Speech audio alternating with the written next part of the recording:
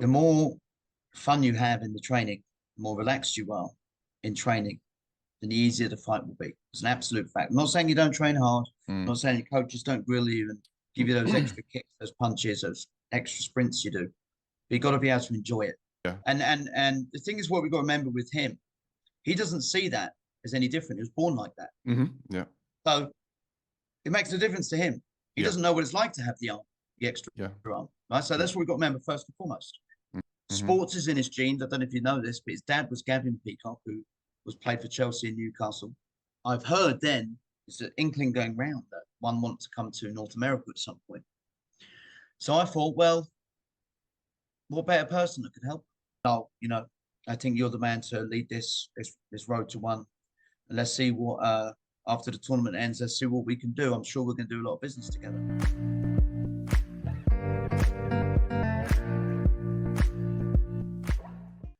And I'm gonna ask a quick question about, how you've adapted to life in Canada, but, just following, from your Facebook pages and some of your posts, like some of these incredible images of like mountains and lakes and see fishing and canoeing, and to like horse riding in the snow. And it's, it's almost weird to see you in those backgrounds, right? Yeah, I get it. But it's just like, that's something that I love to go to those places. I've got family in Canada as well. Oh, But good. just in general, just to be out and to be hiking and living that kind of, not a city life, but to living a life like that. How close are you to all of that? Is that you have to travel far, or is that on your 5 doorstep? Or minutes. 5 minutes. really? I'm 5 minutes from lakes. I'm 10 minutes from mountains. I'm 50 minutes from one of the most tourist destinations for a mountain ski resort in the world, which is Banff. Yeah. I'm very, very close to it. We can see it.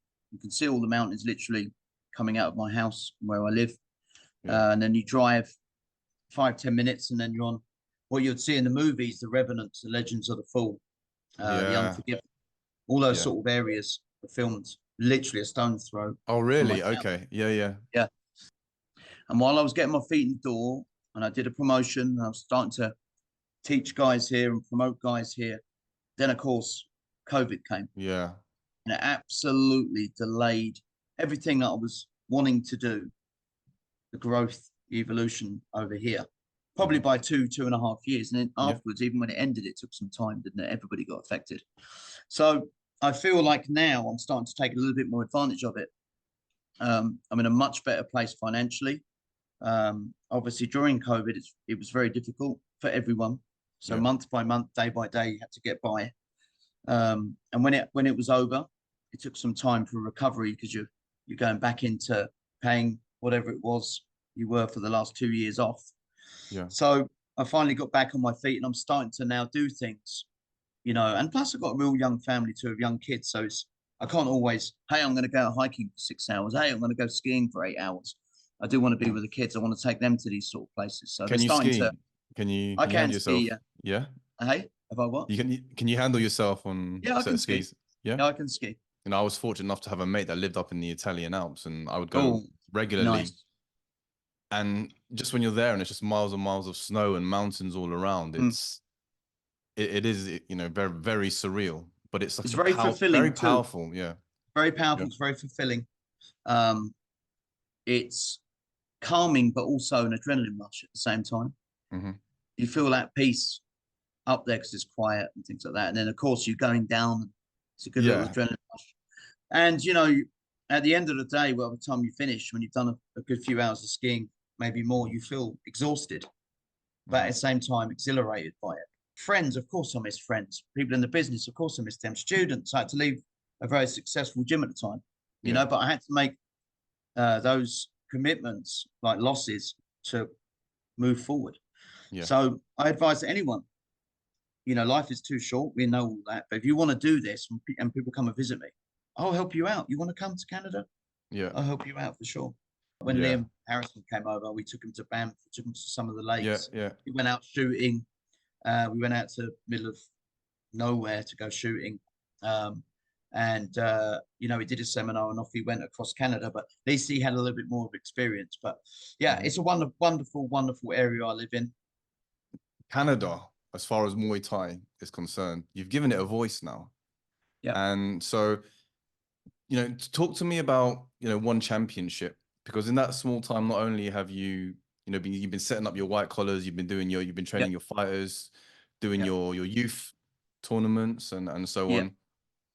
And now just very recent, before we get into it, you set up a lifetime, a dream opportunity for 3 fighters to go to for a contract, an actual one Yep. championship contract, not the Friday night one Lumpini nights, No. the real deal, right? How did that come about? How did you get in touch with Chatri and one championship? Walk us through Well, that. 1 week into COVID, actually. So before Phil Chew. What happened is 1 week into COVID, and let's be honest, no one knew how long it was going to last for. People could Yeah. say they did. I thought it was going to be over in a few weeks. Oh, this will be over in a few weeks. I was in Thailand when bird flu happened. No one knew what was going on. Whatever. 1 week in, maybe 10 days in, I am thinking about how I can get guys I signed or manage potentially into one. So I make a few emails and messages. And I've heard then there's an inkling going round that one wants to come to North America at some point. So I thought, well, what better person that could help, So I put this proposal in, and it nearly actually paid off. And they were thinking about doing a regular show like they do at Lumpini in North America. But of course, COVID took what it did, and the deal sort of went off the table as such, or got paused. Meanwhile, they reached out to me and said, hey, like, we're going to do like a feeder show called Road to One. How do you think about it? Yeah, why not? In my head, I'm thinking, well, if I can do this, I can show that I can do it. One, it's great for Muay Thai in Canada. I think we've got a handful at that time. It will change in the next 5 years, but only a handful of guys that potentially could fight the best, or if we manage them right in the next year, 2, 3 years, could potentially beat the best, right? The game of Muay Thai has completely changed in terms of management and taking fights. Before, in my era, you just fought whoever they told you to, and if you lost, no problem, we go again next month. Well, now with so much money on the line, it's more of a business, right? Yeah. So it's turned into a little bit more like boxing, MMA, where you're going to fight less. The purses are much bigger, the exposure is much bigger, but let's get the right fight. Now in Canada and the States too, where they've been depleted of good competition. A lot of these Canadians and Americans, they took fights that they shouldn't have took fights, but haven't fought for 6 months, a year. They're fighting once, twice a year. So they took fights with minimal experience and they got battered, let's be honest. But now I launched Muay Thai World Cup. We're getting better. There's more shows, there's more competition. Amateurs are coming through, kids are coming through. They're getting onto WBC, they're fighting for belts. Hey, I want to fight on one championship. Let's do Road to One Championship. So Road to One Championship made a lot of sense to me. What I wanted to do was, I always try and do it from a different angle. I've got this great product. What can I do different? So I decided I wanted 3 weights. Yeah. And they said, you want to do 3 weights in one night? And I said, yep. And I'm going to do 3 it. weights and 3 opportunities for... Yeah. So quarterfinals, semi-finals, and finals over 1 year, 3 shows. All the other guys and promotions didn't take that risk. They just did the 1 weight, which is fair enough. I understand it. But I wanted to create a huge story. And I looked at each weight division, and there's 2 or 3 guys in each, or girls, in each division that could potentially be great. So I picked 3 really good weights, very common weights. And off we went. And when we launched it, and I got an email from One Championship saying, hey, we're going to do the announcement of Road to One Canada and all the other countries. Do you want to fly over to Bangkok and meet Chatri? I said, sure. So that's what I did. I got on a flight. I met Chatri. It was all last minute. Last minute. It was like a week before. Here's the contract. Come and meet us. I went over. I met Chatri very, very quickly. We didn't talk too much, just a little bit. But what's amazing about Chatri is this. He did his talk, and he's an amazing talker. There's no denying. boy, can he is a great talker. I was just watching him, then looking around at people, and they're like, because he's a phenomenal talker. He did it in English perfectly, then did it in Thai perfectly. And it was an amazing, inspiring speech. It went on for some time too, and it kept people interested, right? Yeah. Afterwards, everyone was doing photos. I went up on stage and said, Chatri, thank you very much. He went, thanks, Kieran. I hope things are going well in Canada. Let's make it big in Canada. I was following your story in England, and I was like, what the? So what he does is he also, although he's a CEO and he's very busy, he also knows about people he's working with. And I thought that was great. You know, I didn't know that he would know me from Adam, to be honest with you. Yeah. But yeah, he knew about it, and he said, "Oh, you know, I think you're the man to lead this road to one. And let's see what after the tournament ends. Let's see what we can do. I'm sure we're going to do a lot of business together." Yeah. Pretty cool, I thought. You know, I thought, wow, okay, so he knows a lot about me. Maybe I'm doing some good stuff. So bang, went back, put together this tournament, devised the tournament. But as soon as it got announced, it was just the Canadian Muay Thai scene was just like, wow. There were still some doubters. When I told a couple of fighters saying, listen, this is what I'm going to do, they were like, we'll see. You know, which I don't blame them, you know, because in Canada, they've been depleted, like I said, haven't had much opportunity. There's been a lot of people talking. And I was like, watch. And then as soon as I launched a video, or sorry, a picture of me and Chatri shaking hands, boom, it just went off. And I just said message after message after message. Hey, I want to be part of this tournament. How can I do it? So that was really good. That was a selling factor in itself. And then we launched the tournament, you know, like any other show that I've done in the past, but there was something different in the air. I noticed that. I think when you've got like a hard challenge with a potential great reward, like One Championship gave with the contract, I think people up their game. So the hard workers worked harder. The guys that were skillful and had a potential chance showed up at the gym. When before, I'm fighting an amateur fight. Yeah, it's actually because it's the goal of all goals. Yeah, it is at the moment. At the moment, right? Yeah, there wasn't a One Championship a few years back, but like let's say in the last, you know, especially 2-3 years, really. Yeah, nuts. Like on the global scene now. I think COVID helped its exposure. Like, you know, so what an opportunity. And to be honest with you, the 3 people that won, every single one of them's got a great story. Every single one of them can fight. Every single one of them is humble. Every single one of them is wholesome. And One Championship are going to lap these guys up. Absolutely. I'll go through them with you. So we've got a girl, she's flyweight, named Taylor McClatchy. Point line fight. She's got a quite impressive record, including amateur fights. I think 56 fights, only 5 losses. Great record. She's won IFMAs before. She's won tournaments all over. And she's very much deserving. She's very sweet. She's very much like a librarian. She's got big glasses. Yeah, I saw the fight. Yeah, a bit of a nerd. Where can she fight? You know, she's got a real good story, like a sweet story. Then you've got Jake Peacock, who he fights with one arm. Yeah, so let's just so I, you know, in preparation for this, I watched all the 3 fights, the 3 main ones, and yeah, it is kind of a shock to see a one-armed fighter.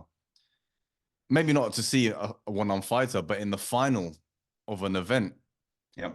And it's just curious, without having had any previous experience in that, how does one combat in such a way? And to see him, to actually, you know, and I recommend anyone listening to this or watching this to go and actually have a look. So that was Jake Peacock, and he fought Abdul Wafar. Yeah, I mean, just go on to the My Muay Thai World Cup YouTube and watch all his fights on My Muay Thai World Cup. Yeah, incredible. Right, he gets better each time. Yeah, and the thing is, what we got to remember with him, he doesn't see that as any different. He was born like that. Yeah. So it makes a difference to him.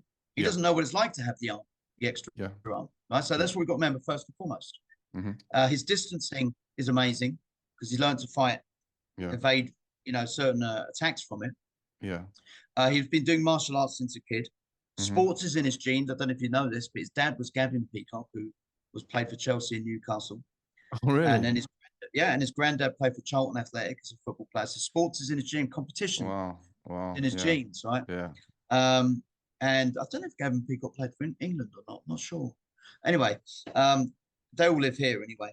And of course, with the one arm, he's a family man. And guess where he's from? England. So he's from England as well. And he's got his own gym. He's very much very much Christian guy. Yeah. He's got a great story. Absolutely fantastic story. So I think, like I said, with the three winners we've got, I'll explain about the third one in a minute. The three winners we've got, one championship, got a hell of a story to tell here. And I think they love stories. I've been watching them. I mean, that could be a movie. What a movie that is to get to the final. Even would have been a great movie, but then to go ahead and win it and now embark on this next chapter. Yeah, which is a whole now a five fight contract with one championship, and you know, it's that's amazing. It is, you know. How was his reaction afterwards? You know, you didn't get to see much of it. Was he breaking down? Was he? No. Was he humble? No, of course he was humble, but I think he's believed in himself more and more as he started to fight. Yeah, and he thrives on a crowd cheering him on. Do you know, like, so when he does fight one, we don't know when yet, by the way. It's going to be 2024, obviously. Yeah. He's going to have over 150 people fly over Canada to watch him fight. Jeez.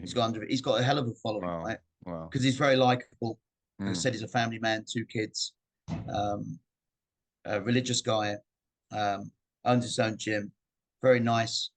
You ask him to do something. Hey, Jake, can you sign something for us? I've got a sponsor that wants his kid to get a photo with you. No problem. You know, all of that. That's a very, very natural thing. You know, he doesn't have the ego get to him, which is great. So the other guy we've got is a guy called Cody Jerome. Cody Jerome is one of the most wholesome guys you'll ever meet. Yeah. He's like a farm guy in many ways. Farm guy. He fishes. He doesn't eat anything but organic or what he hunts. He's a hunter too. He fishes. Yeah. He lives and breathes the sport. Now, when people say they live and breathe it, I mean this guy lives and breathes it. What I mean is, after a fight, you won't see him partying any of that. You'll see him the next day probably going for a run, or he won't be going off and eating McDonald's. He'll be going back on his salads or wild fish that he goes for. He's a very, very wholesome guy from a small town called Lethbridge, which is very much like a farming town around there. So he's got a good story as well. And what we've got to remember is, the truth is, if you're from a big city, you still get your fans and your attraction. But when you're from a small city, the whole of the city watches you. Yeah. That's the absolute truth. You're a star in your small city, and you don't have to reach as far. Say you're in London, there's 10 million people. I don't know how many people are in London. It's very hard to get the whole of the audience to watch it. You're in a small town, 80,000 people, I think. I'm not too sure how many are in this town. You could probably get the attention of all 80,000 if you do it right. They will all watch you, you know, and that leads opportunities for sponsorships, investments, future after fighting. So three of the characters are good. Yeah. So was it an early stoppage? He was clearly dominating, right? He was clearly on the ascent anyway. But I agree with that. I personally think they should have given an 8 count, let him continue. I do know that 2 reasons. Kachego is very good at bouncing back. In the semi-finals, he fought a guy. He got put down and got up. The guy was swinging at him, and he went bang, hit him with a left hand. He's got that revival tactic all the time. Yes, he's very good at that. And 2, because it's $100,000 contract on the line, I think they should have let it go. Let him fight for a little bit more. Yeah. So I felt really sorry for Kachego. And to be fair, he was very, very humble in defeat. I think a lot of his fans reacted, which they should do. They're fans. They're an army. You know, they're his boys and they're his team. So they're going to, you know, say, oh, it's a bad thing that happened, and referees should be this and that. But that's always in any combat sport, whether it's boxing or UFC or one champion. There's always going to be controversial decisions. There's always going to be comments. Always going to be comments. He was robbed. You know, there's always going to be those kind of. It's always going to happen. And you know what? With Kachego, hopefully next year, I can give him another opportunity, another avenue to come back into the fold, because he does deserve it too. I do think Cody Jerome had the better tournament in terms of victories, but Mhm. excitement. Kachega was incredibly exciting, Yeah. absolutely. And hopefully I can give him another opportunity next year because he does deserve it. So did one championship or Chatri come back to you and say, hey, let's run this back again next No, year, or there's no, been no talks yet for next no. year I yet? sent a video to a referee at one championship and said, "What's your opinion?" No, I wasn't asking about that. I'm just saying about doing more of these Road to One Oh, events. Have well, they green lighted any? yeah. Do they like So the idea one of check. the free man or the free Well, person? there's certain things that have changed. Um, I've got the contract to continue with Road to One. Yeah, But I want to. What I've always got to do is with the show, it's got to evolve in a certain way, so it doesn't yeah. get stale. Plus, to be honest with you, so I don't get stale either. I need a Mhm. challenge all the time in myself. So next year, um, we are going to do.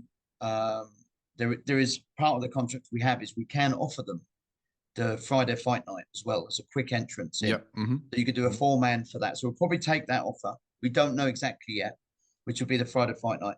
And then we're going to do a Road to One, but I can't say it just yet, but you'll probably find out on Friday. So look at the phone. Okay. Yeah, All right. Friday. All right. On Friday.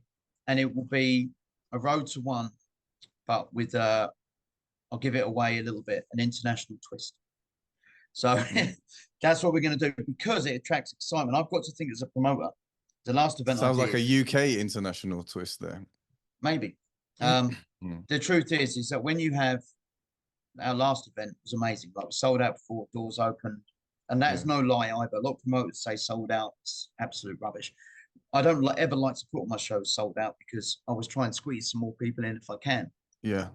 But the truth is, we turned 160 people away on the door. Really. Really. What was And the capacity? 2,460. Yeah. Yeah. So it was crazy. And 50 VIP tables, 2 of 10. Yeah. Yeah. Yeah. Huge VIP. Um, so it was just buzzing in there, but I couldn't even get standing people in there. It was impossible. So it was max capacity. So that was Yeah. a real. So how do I top that? How do I bring that audience back? I have to make it exciting. If I just do a show, oh, Mhm. okay, I'll attend maybe. But if Yeah. I had something exciting to it, dangle a carrot, then Yeah. potentially then we can go on to bigger, better things. But I'm sure all the gyms around now are like, we've now got they're one step removed now from potentially for one championships. I'm sure that the whole buzz and like you said, people are training harder. People now have a Yeah, goal. There is something tangible yeah, that they can actually, absolutely. and so with all these shows that you're doing, it's like people get to showcase their skills, people are up in their rankings, so for when Correct. that moment comes, They're also understanding that it's not just about being a fire and being exciting. They understand that themselves is a business and they've got to bring an audience, right? And yeah, that's a big issue that's happened in the past with my promoting days and making mistakes is I've had some great fighters come and right, go, but but if they don't bring an audience, then it's very hard as a promoter to push it. yeah, Don't get me wrong, I've got to do my job, not just matchmake. There's yeah, some issues I've seen and read. Some promoters moan and they talk about, oh, this fighter didn't sell tickets and they can't do this. mhm, Well, the beauty is you chose to be a promoter. This is yeah, part of it, right? exactly, But your yeah, duty as a promoter is also to promote. So mhm, yes, I promote the show, but I also try and promote the fighters, especially mhm, um, themselves, and try and give them little kickbacks on tickets and pay-per-view sales. And got to remember, Canada's huge. You can yeah, you can fit UK into Alberta. yeah, yeah, yeah, yeah, I think Alberta's twice the size. I think. mhm, So the pay-per-view is a big thing here. So if we got guys that like Taylor McClatchy, she fought in Ottawa. It's a 5-hour flight away, something like that. mhm, So she had lots of people watching pay-per-view. mhm, So you give them incentives too outside of that, and then of course you keep giving them pokes. Come on, guys, like keep pushing the videos, keep putting word out, keep putting yeah, emails in your gym. Let's get people to watch this. It's not just for me; it's for you too. So, yeah, and I think the 3 winners, especially, they understood that it's not just about fighting and winning, although obviously there's a large part of it. They've also got to be able to be a product themselves because one yeah, championship will lap this up. You know, if you all go on to one championship, even if you win a fight, you're not particularly that exciting. yeah, Yeah, they'll bring you back, but if you're exciting, boom, they're definitely going to bring you back. And a You know, and they're possible gonna 50K in the bag as well. Yeah, you got it. It's You got amazing. it. I love that concept of like, you know, if you do something nice, you can get Yeah, you can bag a little pushing 50K. people, Yeah. pushing people to get creative too on their To get videos. that knockout, they want that exciting, Yeah, absolutely, exciting win. Yeah. absolutely. So just a couple of questions I had personally myself for you was Go for it. it in your fighting days, you know, I'm very much about the mind, you know, and I've interviewed like thousands of fighters as far as the challenges that they face. In your fighting days for you, what were some of your biggest areas when it came to the mind and the mental challenges? Good question. So the truth is that a lot of the time, um, it's trying to take away all the seriousness of it, right? Once you start making it very serious, I'm not saying it isn't serious because someone's trying to punch your chin off, but the more fun you have in the training, the more relaxed you are in training, then the easier the fight will be. It's an absolute fact. I'm not saying you don't train hard. I'm not saying your coaches don't grill you and give you those extra kicks, those punches, those extra sprints you do. But you've got to be able to enjoy it. I think in any sport, if you don't enjoy it, you find it way harder. And if you look at all the best sportsmen in the world, you ever see them in training, they're super enjoying it the whole time. They're loving Yeah. it. Yep. And even when they don't really love it, they're still smiling, Mm-hmm. right? Because it makes you relax. You release something in your body and you're chilled, having a good time. You know, and I always say a happy fighter is a dangerous fighter. And that's the absolute truth. And I think sometimes people take themselves too seriously. And when it comes to crunch time and you're in the changing room, Yeah. just stress out, you know, you're not relaxed, your muscles tighten up, Mm-hmm. you know, then you start having the demons in your mind, you know, what if this happens? What if that happens? Yeah. So the ultimate thing was trying to be as relaxed, but the only way I was being relaxed was having a good time, having fun, you know. Yeah. To be honest with you, I've took that into a lot of the stuff I do now. If I didn't enjoy promoting, didn't enjoy coaching, I wouldn't do it. You know, Yeah. I've got to be happy. What's the point of living a sad life? Some people like to live a sad life, though. I'm just not that person, you know. Yeah. So that was one of the big things, was having fun in everything I applied to do, and in training especially. Even when it was hard, even when I was in Thailand doing these long runs, I'd always have fun on the runs. You know, try and trip Yeah. someone up, try and you know, like just have a bit of like team, just to keep the energy levels higher. You know, amongst myself. Yeah. And then the other thing as well was making sure that, especially with fighting, that you listen to your coaches. Now, that seems a simple thing to do, but I mean, it happened definitely in my time. But what is a bad thing now is social media. Is a lot of fighters are seeing like a Conor McGregor, seeing like a Floyd Mayweather, and thinking, I want to be like that. I Yeah. can talk back to people. You're not being your true self. Yeah. But if you look at Conor McGregor and look at Floyd, They're being guess what? authentic. Yeah. Yeah, but not just that. They're with their first ever coaches. Mm-hmm. They never left. They've always been with their coaches from day one. So the loyalty is still there. They listen Yeah. to their coaches in training. You know, there have obviously been times when they say things, but a lot of it's just clickbait shit. You know, the truth is they're in the gym, they listen to the coaches. And that's one thing that I think's been lost a little bit. A lot of the up and coming fighters, not all of them, by the way, I may add. If you can listen to your coach, if you trust your coach, then you've got to listen to them completely. You're always going to have disagreements. That happens. You're always going to have your ups and downs. But the truth is, when I look back at my fight career, the best camps I had, the best victories I had, the best game plans I had was due down to my coaching. Yeah. So, coaches. So, that's the other thing. Listen to your coaches. Beautiful. So last question that I have, given this very colorful journey you've had in your life and the South Africa, the UK, now you're in Canada and your passion with martial arts and, you know, with Muay Thai and now sharing that passion, what matters most to you? Family. That's it. I don't like, if I like, if I lost everything now in terms of like the promotions, if I lost the gym, couldn't coach them all, whatever, I'll come back. If I lost the house I live in and I just had to sleep on the floor, no problem, I'll come back. You lose your family though, it's a bit different, you know, because I'm building really, no matter what. I think when you're a single man, you don't realize this, or you're a man without kids, you don't realize this. And when you start to have kids and they rely heavily on you, it gives you another sort of curve in your game.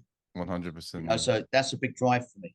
Right. So if I fail in promoting, if I fail in providing for my kids, then, you know, what's the point in it? So it's down to family completely to me. That's the drive. And I think every father would say so. I'd hope so anyway. You know, you have to put your, I always say, well, as soon as when you're fighting, number one is you, right? And I think when you're fighting, you need to have some ignorance. You need to have some anger. You need to be a little bit selfish as blasé. well. Yeah, you need to be a bit completely. You need to be selfish. And that's number one. That's the only thing. When I was fighting, that's all I thought about. Right. But when you stop fighting and you become a coach, that's not number one no more. Number one is the coach. But when you have a kid, coaching, fighting is not as important no more. That's your number one goal, to provide. So that'd be it. Family. Yeah, beautiful. And you know, I got to say it was, you know, really lovely working together when we would do the shows, and it was, you know, you were the guy that had the jokes and the smiles, and you know, when things were kicking off, you always had that calming and humorous, you know, attitude about you. You had to. That's how it was, because, you know, Simon was the angry man. Simon was always stressed. He was always a stressed. Yeah. Phil had his role, you know, completely. He'd get stressed too. But the truth is, with me is, like I said, very, very lucky to be born where I was born, let's be honest, and have the life that I had. There's some luck thrown in, 100%. And I chose to be a promoter. That's the difference. I keep telling other promoters that complain about fighters or complain about, oh, this fighter, this. You chose to do this job. This is part of promoting. Yes. So once you understand that, then what's the point? Like, you know, what's the point of being stressed? And what's the point? It doesn't really matter to me like that. Don't get me wrong. Obviously, it matters promoting. It doesn't really matter to me. Like, this isn't the end of my life if the promotion doesn't succeed, you know? So I go in there going, right, we can do it. We'll do this. I've got the family that, you know, obviously I'm going to provide for the family. I've worked out the formula here. But what's the point of being stressed? Stress is an absolute killer. I've seen so many people it is. I've just seen so many people super stressed about the stupidest of things, materialistic things. But a lot of the time, especially where we live, Canada, USA, UK, those sort of countries, you chose that career. You know, you've chose that. You can change it if you want. Exactly. Well said. Wise words from a wise man. Well, I wasn't wise, but I think I just had to get wise. Well, with all that experience under the belt, dealing with all that you have, you know, you get experience. 100%. So, well, thanks for sharing, and you know, it's been nice to get an insight. Nice to see you again. Behind the scenes into get on a flight. Come to bring your kids. Come stay at my house. I've got spare rooms for you and the kids. I would love to do that. I mean, on a plane. And then like I said, the pictures, I'm going to put them up in the little clips that I do. You know, your images of the mountains and the canoes and stuff, because I think that's that you know, you've landed and you've carved a path for yourself, which is truly amazing. So get out the London smog and come get some clean air. Indeed.